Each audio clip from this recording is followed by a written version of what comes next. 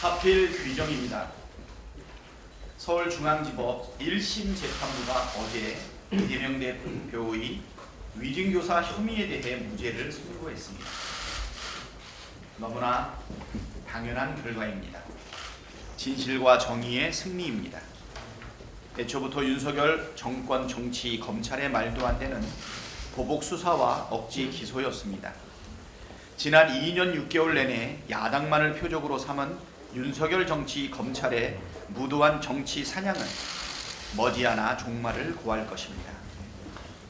노무현 대통령께서 강물은 결코 바다를 포기하지 않는다고 하셨습니다. 김대중 대통령께서는 역사를 믿는 사람에게 패배란 없다고 하셨습니다. 민주당은 국민과 역사를 믿고 한치의 흔들림 없이 무도한 윤석열 정권과 싸워나가겠습니다. 진실과 정의의 승리, 역사와 국민의 승리를 일궈내겠습니다. 국민의힘은 이제 사법부 협박을 중단하고 김건희 특검에 협조하십시오. 박정희 5건, 노태우 7건, 노무현 6건, 이명박 1건, 박근혜 2건.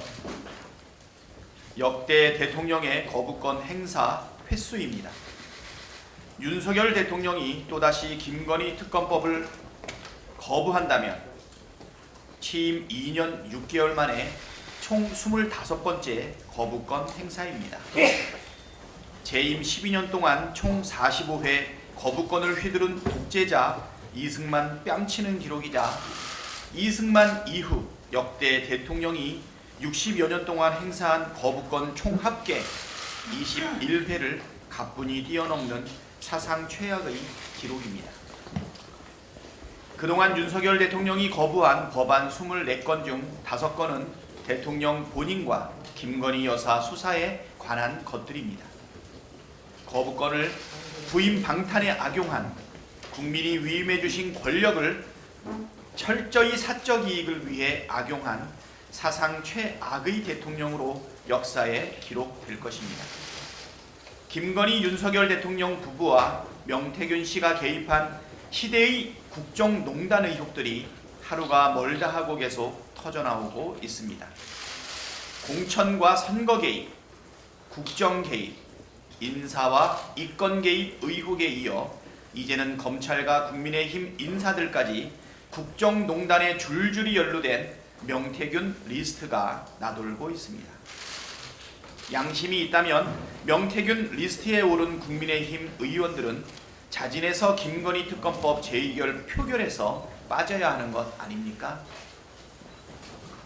한동훈 국민의힘 대표도 당내 경선 여론조사 제도를 개선하겠다는 한가하고 한심한 이야기를 할 때가 아닙니다.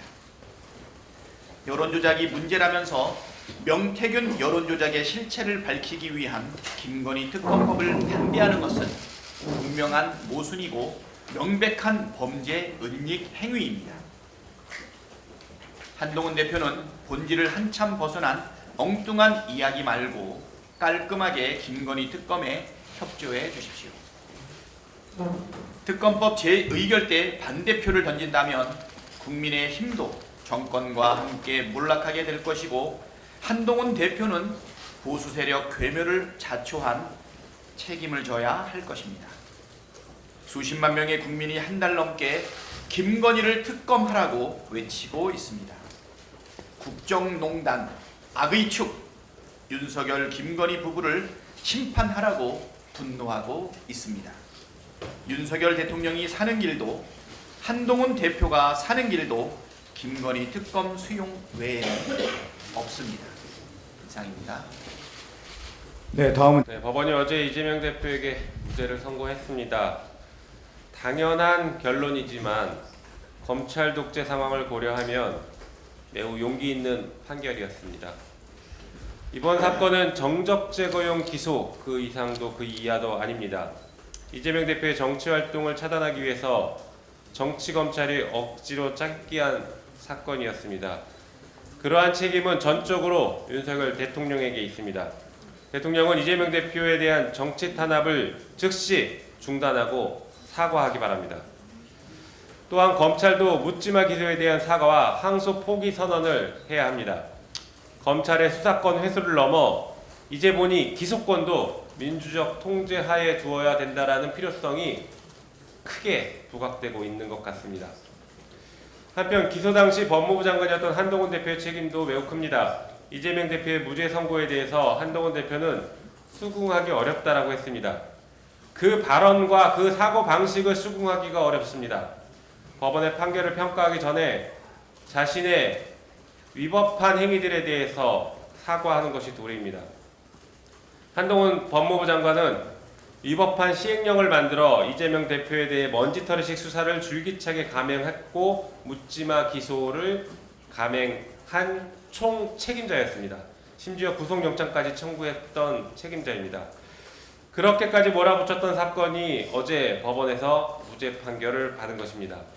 한동훈 대표는 지난 11월 17일 본인 SNS 계정에 법무부 장관 시절 검수원복 시행령을 만들어서 이재명 대표에 대한 위증교사 사건이 검찰 수사가 가능할 수 있었다라는 식으로 자랑을 했습니다. 하지만 한동훈 대표가 한동훈 법무부 장관 시절 권한쟁의 심판 청구를 했던 청구서에는 검찰 개혁에 따라서 검찰의 수사권이 축소되었다라고 했습니다.